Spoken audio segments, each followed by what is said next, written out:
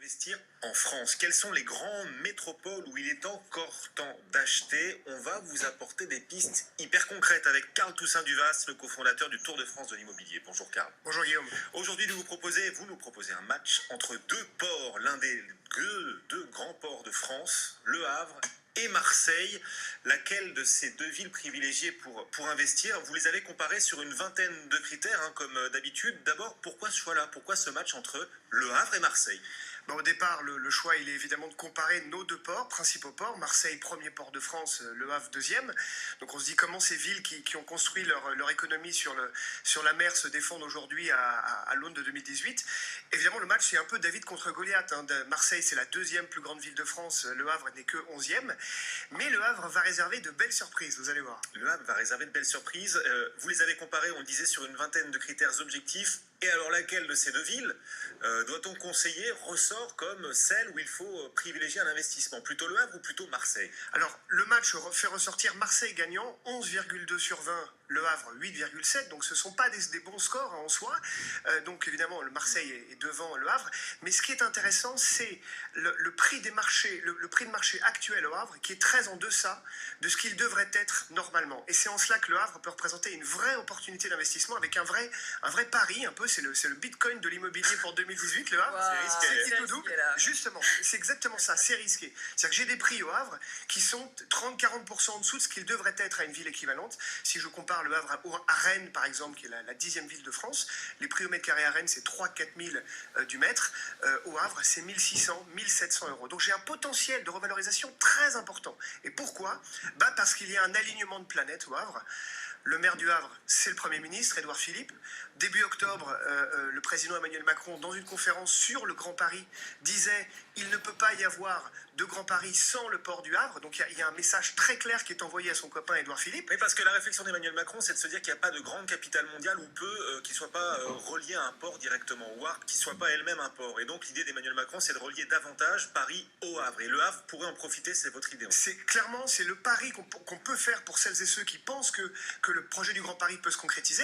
Il est question d'avoir un TGV à 1h15 de Paris depuis Le Havre en 2020, et comme je vous le disais, des prix au mètre carré qui sont très en deçà, à mon avis, de la maturité du marché du Havre. Donc, un vrai potentiel de peut-être 100% de plus-value sur 10 ans potentiellement, si on va au bout de la logique du pari gagnant du Grand Paris. Oui, d'accord, mais le fait qu'on ait ces retards de prix, ça veut dire que les investisseurs n'y croient pas. Le TGV dont vous nous parlez pour 2020, c'est dans 2 ans, 2020, il ne va pas voir le jour, si vous y croyez, alors que l'État est en train de réduire peu à peu ses investissements, qu'il y a une polémique sur la rentabilité justement des lignes grande vitesse. On vient d'en construire encore vers Bordeaux qui font aussi polémique parce que ça coûte cher et qu'on n'est pas sûr que ce sera rentable. Vous y croyez? Et vous pensez que ça fera monter les prix? Alors, non seulement si ça se fait, les prix vont monter, ça c'est mécanique. Est-ce que j'y crois? Je me dis simplement qu'il y a une volonté du gouvernement actuel d'aller au bout de ce projet du Grand Paris.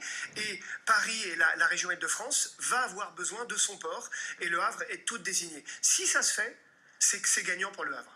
D'accord. Et en tout cas, quand on réfléchit, après, c'est une question de terme. Est-ce qu'on pense court terme, long terme? Mais à long terme, ce serait en effet tout à fait la logique de voir ces deux villes se rapprocher grâce à des transports encore plus efficaces. Mais donc, potentiel de hausse des prix, quoi, de 30-40%, vous lui dites, sur Le Havre? Le Havre, soit ça bouge pas. D'ailleurs, les prix ont plutôt eu tendance à baisser doucement sur les 5 dernières années. Donc, je vous disais 1600-1700 en moyenne. Soit ça bouge pas. Et en gros, on restera à tone. Soit ça peut être jusqu'à 100% de plus-value. C'est-à-dire, on a un vrai pari très très fort. C'est pour ça que je faisais un pari avec le Bitcoin volontairement. Mais souvent, les villes, justement, qui voient leur prix autant augmenter, le justifient par aussi des programmes, des chantiers, des projets extrêmement ambitieux. Est-ce qu'au Havre, vous voyez de grands projets, de projets de chantier émerger, des nouveaux quartiers qui vont peu à peu aider aussi à valoriser la ville? Alors, Le Havre a clairement, moi j'ai retenu 3 projets principalement. Le Havre, on a vu une image sur les quais du Havre. Il y a effectivement un projet d'aménagement de ces quais du Havre sur 1,6 km pour en faire des grands espaces verts, des espaces de loisirs pour que les riverains puissent se promener.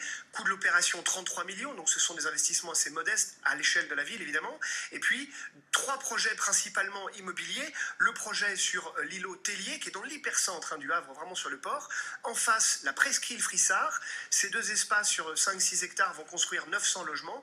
Et puis au nord de la ville du Havre, vous avez le quartier d'Applemont qui va créer des maisons, des EHPAD, 200 logements à peu près. Donc il y a un développement urbain qui est assez modeste, proportionnel à la ville du Havre. Moi, je vois bien Le Havre attendre, se mettre dans la ligne de mire de ce projet du Grand Paris. Si ça déclenche, ça peut être vraiment gagnant pour celles et ceux qui investissent dans le centre du Havre aujourd'hui. Et pourtant, dans le match, et à partir des 20 critères, qui sont vos critères habituels, c'est quand même Marseille qui gagne dans ce match. Avec une petite note, on est d'accord, un peu plus de 11. On a vu, voilà, c'est pas une très bonne note, il y a des villes plus attractives en France.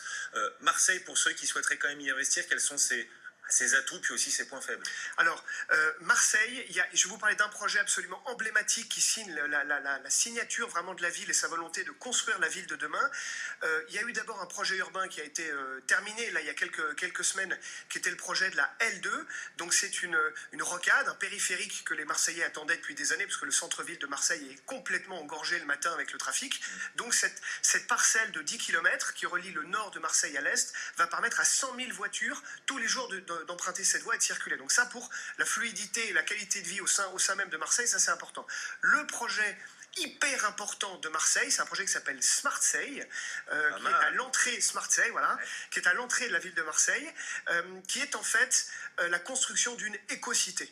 Donc c'est pas un écoquartier, l'écocité c'est un label qui a été desservi par l'État, directement la ville de Marseille, et ça se veut être un laboratoire de l'excellence, de l'immobilier de demain et de la conception des cités du 21e siècle.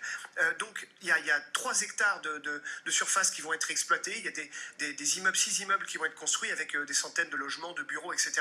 Mais la ville de Marseille travaille à être exemplaire en termes de maîtrise de l'environnement. Alors, je vous donne une anecdote, il y a une start-up française qui s'appelle Polypop, qui a remporté un appel d'offres sur le chantier de Smartseille et qui travaille ce qu'on appelle la mycorémédation. La mycorémédation, c'est une technique qui permet de dépolluer les sols avec des champignons. Donc c'est écologique et c'est économique. Donc ce concept de l'écocité vise à être excellent dans la maîtrise du développement durable. Ça, c'est un gros projet. Un deuxième projet très symbolique aussi, c'est la construction de la première tour végétale de Marseille par le cabinet d'architectes de Jean Nouvel. Tour végétale. Une tour végétale de 50 mètres, dont les premiers coups de pioche ont été lancés cet été. Ça ressemblera à un gros arbre. Ça va ressembler à un gros cube, effectivement, avec des feuilles tout autour. Ouais, c'est plus ça, c'est plutôt le gros cube avec des feuilles. C'est un gros cube avec des feuilles. Mais pourquoi on parle de cette tour végétalisée? Parce que la ville de Marseille est déjà en train d'anticiper les impacts climatologiques qu'il va y avoir et climatiques qu'on va subir à très court terme. À 20 ou 30 ans, on sait que le climat va changer.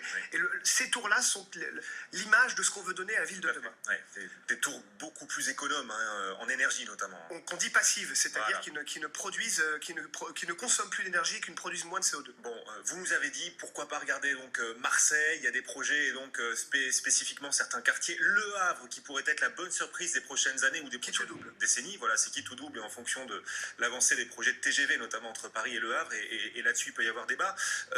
On en a parlé pour l'investissement, pour acheter, mais quand on veut faire de l'investissement locatif, on cherche aussi du rendement locatif quand on est bailleur.